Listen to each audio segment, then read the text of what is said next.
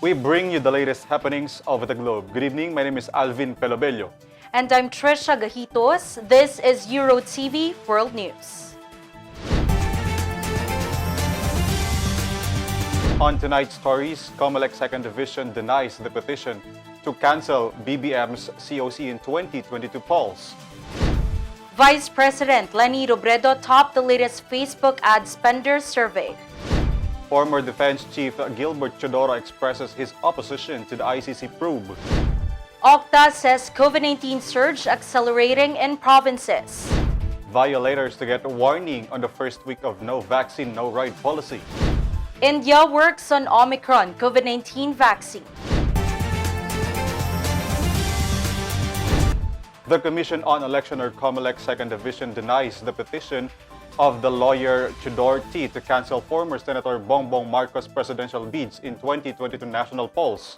The Commission ruling states the petition are gravely mistaken. Also, the Court of Appeals did not impose the penalty of perpetual disqualification from public office.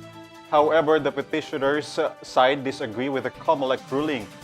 T emphasized that the Second Division ruled was no ground to cancel Marcos Jr.'s certification of candidacy on the ground of material misinterpretation.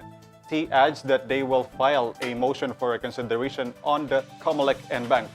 The Marcos camp calls the petition as baseless, too frivolous and unmeritorious to override the basic precepts of the Constitution. According to Attorney Vic Rodriguez, spokesperson of Marcos, they thank the Comelec for upholding the law and the right of every bona fide candidate like Marcos to run for public office free from any form of harassment and discrimination. Comelec spokesperson James Jimenez says they are still waiting for the First Division before concluding that there is a decision already on the 3 disqualification cases against Bongbong Marcos. Jimenez added that the final ballot phase and the final list of candidates are expected to release today, January 17, 2022. Meanwhile, presidential aspirant and Vice President Leni Robredo topped on the latest Facebook spender survey. According to the latest survey of the Philippine Center for Investigative Journalism, Robredo spent more than 14 million pesos for Facebook ads even before the filing of candidacies. Second on the list was Senator Sherwin Gatchalian, followed by Senators Ping Lacson, Loren Legarda, Laila De Lima, and Kiko Pangilinan. Also on the top 10, with more than $1 million expenses on Facebook ads, were Senator Mig Zubiri, Vice Presidential Aspirant Lito Atienza, Senatorial Aspirants Gibo TEODORO, and Elray Villafuerte. Robredo's camp clarified that their expenses came from their supporters. Meanwhile, former Senator Bongbong Marcos did not spend on Facebook ads. According to an expert, it was a strategy wherein Marcos uses Facebook groups and influencers. Former Defense Chief Senatorial Aspirant Gilbert TEODORO expressed his opposition to the International Criminal Court probe in the Philippines. TEODORO strongly opposes the ICC investigation because it might reflect a weak institution that are not strong enough to investigate the happenings in your own country. TEODORO insisted that he might rather focus on strengthening the institution rather than having another body to conduct probe. There are 123 countries that are state parties with Rome Statute of the ICC based on its website. It was 2016 when the Philippines joined the Rome Statute, but President Rodrigo Duterte announced we are withdrawing with the International Tribunal on March 2018. In a separate report, the surge in COVID-19 cases is either maturing or accelerating in more provinces outside Metro Manila, according to the OCTA research group. While the increase in new cases appears to be slowing down in Metro Manila, Cavite, Rizal, and Bulacan, OCTA fellow Dr. Guido David said the surge is maturing in Laguna, Pampanga, and Benguet. David said Baguio, Naga, Angeles, Santiago, Dagupan, and Lucena may be considered as critical risk, along with the entire national capital region among highly urbanized cities. On the other hand, the Department of the Interior and Local Government says barangays are given until the end of the month to submit their inventory of the vaccination status of their residents. Interior Undersecretary Martin Dino said barangays should submit their inventories as soon as possible, as most local government units or LGUs in Metro Manila have passed ordinances that restrict the movement of unvaccinated individuals. Dino urged barangays and LGUs to come up with the incentive programs that will encourage vaccination for the apprehensive residents. On transportation, commuters who are unvaccinated against COVID-19 will not receive sanctions on the first week of implementation of the government's no vaccination, no ride policy in Metro Manila, which has started today. The Land Transportation Office and other concerned agencies will conduct operations against colorum vehicles which might be transporting unvaccinated people in Metro Manila. For people with only digital or scanned copies of their vaccination cards, they should also bring valid identification cards from the government or the companies where they are employed for verification. Oil price update. Petroleum companies are setting another round of big-time price hikes starting tomorrow, January 18.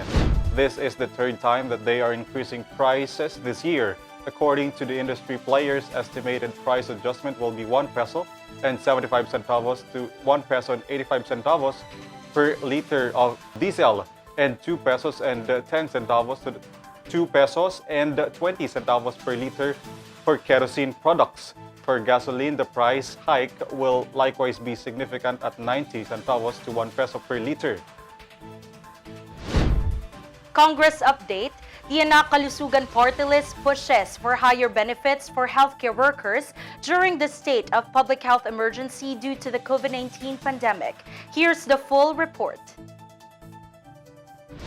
With the rising number of COVID-19 cases and the influx of patients in hospitals, Anak Kalusugan Party List pushes for higher benefits for healthcare workers who are at the front line in this time of pandemic.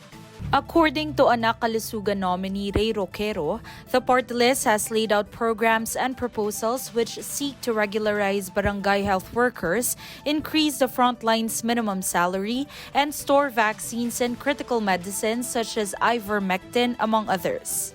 Anam ng Anak Kalusugan Party List ang sakripisyo at pangangailangan ng ating mga health workers, lalo na sa kanilang mga sweldo at mga benepisyong natatanggap sa ating pamahalaan.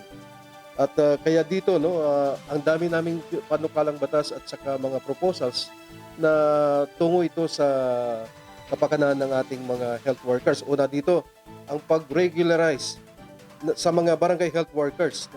In addition, Roquero bear that the group seeks to file the Employment Stimulus Bill, which will serve as a support program for those who lost their jobs and for businesses greatly affected by the global health crisis. Moreover, Anak Kalusugan also plans to establish a hospital for overseas Filipino workers and amend the Universal Healthcare Act. Meron din tayong mga programa sa ating mga OFW. Isa dyan, ang pagpatayo ng ating OFW hospital. At sana, ang isang panukala rin namin ay na bawasan o tanggalin na itong employer-employee relationship ng OFWs para wag na sila magbigay ng kanilang share dito sa PhilHealth nila. Meanwhile, Roquero urged the public to get vaccinated and have their booster shots for their safety and protection. This as COVID-19 cases continue to increase with the emergence of other variants. Ako po'y nananawagan sa ating mga kasama, sa ating mga mamamayan, kaibigan, kamag-anak, lahat po. Sundin po natin ang protocol ng ating IATF. Alam natin na sila po ay hindi po gagawa ng ganyan dahil sa paniwala lang nila, kundi ito po ay base sa siyensya, base sa recommendation ng mga experts. Anak Kalusugan will be running for re-election this upcoming polls on May 9, 2022. 4 days weather forecast. No weather disturbances is expected to develop and affect the Philippines in the next 2 to 3 days, but various weather systems may affect the country and bring isolated rain and thunderstorm, according to the State Weather Agency Pag-asa. Due to the shear line, Pag-asa said flash floods and landslides may occur during moderate and at times heavy rains in Mindanao, Eastern Samar, Leyte, Southern Leyte, and Bohol. Meanwhile, the northeast monsoon is expected to bring cloudy skies with light rains in Cagayan, Bicol region, Apayao, Kalinga, Ifugao, Mountain Province, Aurora, and Quezon. Metro Manila and the rest of the country may likewise experience a fair weather condition with isolated light rains due to the northeast monsoon. Forward. In another development, an Omicron-specific COVID-19 vaccine will be available in the next 2 to 3 months. Based on the Reuters report, a certain source told them that India's Genova Pharmaceuticals are currently working with this vaccine. Moreover, Omicron COVID-19 vaccine will need a small trial in India before it could be rolled out as a vaccine alone or a booster. On Friday, Genova had separately submitted to India's drug regulatory body 2 trial data of this vaccine candidate. If given the emergency use approval, this would be the country's first mRNA COVID-19 vaccine, mostly likely to be developed by Pfizer and Moderna. In our sports news, tennis superstar Novak Djokovic was deported from Australia on Sunday after the government decides to cancel his visa.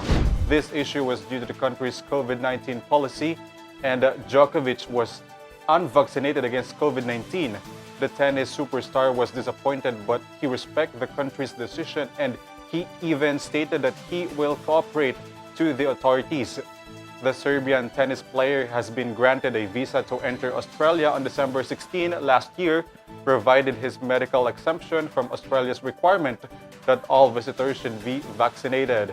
The Serbian Prime Minister Ana Brnabić calls this as scandalous, as she also expressed her disappointment against the Australian government. Here's the latest foreign exchange rate.